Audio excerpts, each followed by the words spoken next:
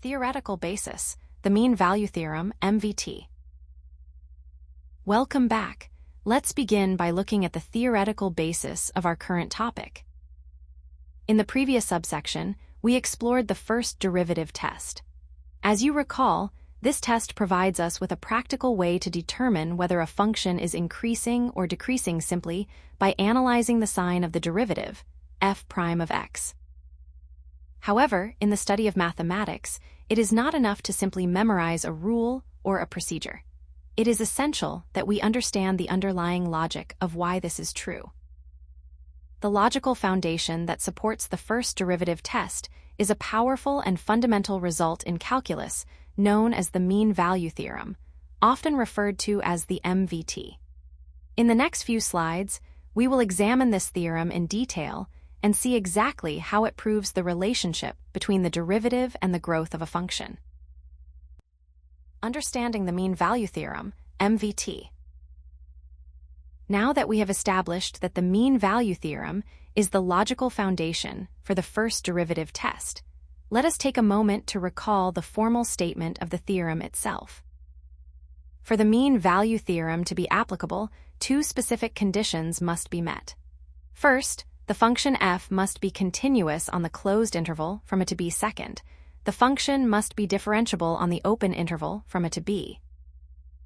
If these two conditions are satisfied, the theorem guarantees that there exists at least one point, which we will call c, located within the open interval from a to b, such that the derivative of f at c is equal to the quantity f of b minus f of a divided by b minus a.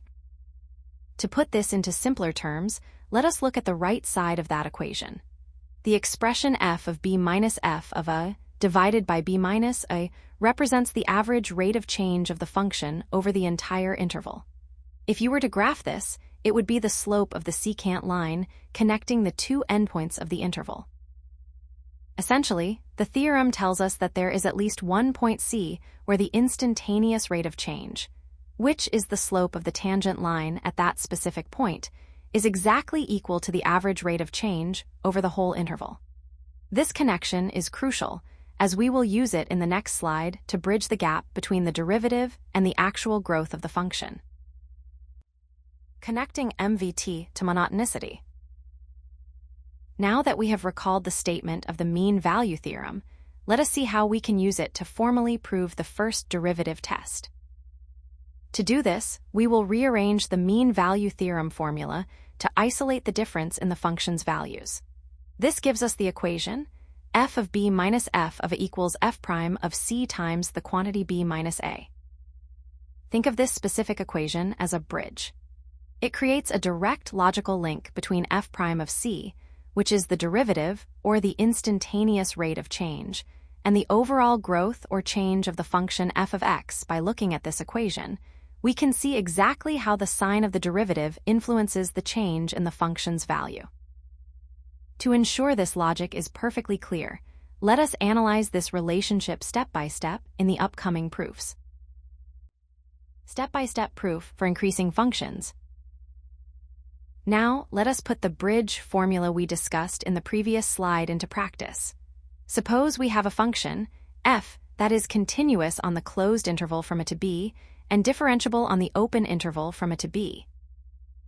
Our objective here is to formally prove that if the derivative of the function, f prime of x, is greater than 0 for all x in that open interval, then the function is increasing. To begin the proof, let us pick any two arbitrary points, x1 and x2, within our interval, such that x1 is less than x2.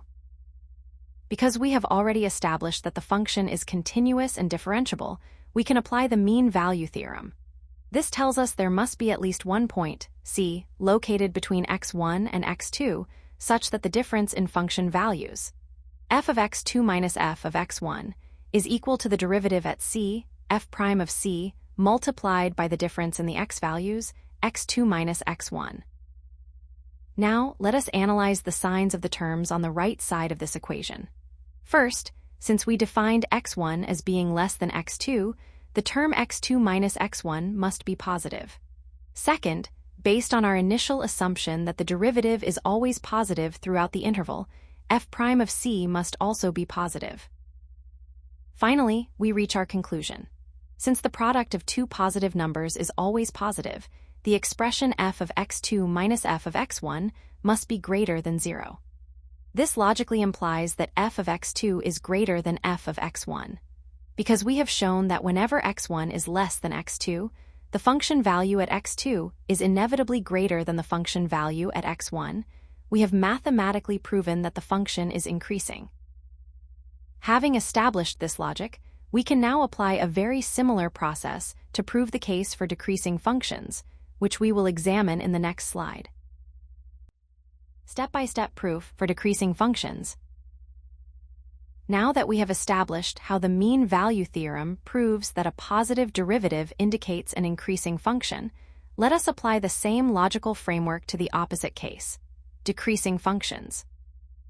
First, just as we did in the previous example, let us pick any 2 points within our interval, x1 and x2, such that x1 is less than x2. Next, we apply the mean value theorem. This provides us with the equation f of x2 minus f of x1 equals f prime of c times the quantity x2 minus x1. Now let us analyze the signs of the terms on the right side of this equation. Since we have already defined x1 as being less than x2, the term x2 minus x1 is necessarily positive. However, for this specific case, we are assuming that the derivative f prime of x is less than 0 for all x in the interval. Consequently, f prime of c must be negative. Finally, we can draw our conclusion.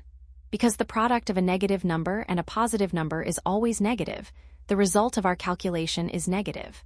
This implies that f of x2 minus f of x1 is less than 0, which means that f of x2 is less than f of x1. Since x1 is less than x2, but the function value at x2 is smaller than the value at x1, we have formally proven that the function is decreasing. To help you visualize this mathematical proof in a more practical sense, let us move on to a real-world analogy involving a car's speedometer. Real-world analogy, the speedometer. Now that we have walked through the formal mathematical proofs for increasing and decreasing functions, let us use a real-world analogy to make these concepts more intuitive. Imagine you are driving a car from point A to point B. In this scenario, we can think of the function, f of x, as your actual position on the road at any given time, x. The derivative, f prime of x, represents your speedometer reading, which is your instantaneous velocity at that exact moment. If your speedometer always shows a positive value, meaning f prime of x is greater than 0, it simply means you are always moving forward. Consequently, your distance from the starting point will always be increasing. To put this in terms of the points we used in our previous proofs, if you were to check your position at time x1 and then again at a later time, x2, you would inevitably be further ahead at x2. Finally, to tie this back to the core of our lesson, the mean value theorem essentially tells us that your average speed over the entire trip must have been exactly equal to your speedometer reading at some specific moment during the drive. Common mistakes. Now that we have explored the formal proofs and the car analogy, it is important to address some common pitfalls to ensure you apply these concepts correctly. Let's look at the most frequent mistakes students make. First, there is the tendency to confuse the function, f of x, with its derivative, f prime of x. It is vital to remember that these two represent very different things. As we saw in our speedometer analogy, f prime of x tells you the direction and rate of movement, essentially the slope, while f of x tells you the actual position or value of the function.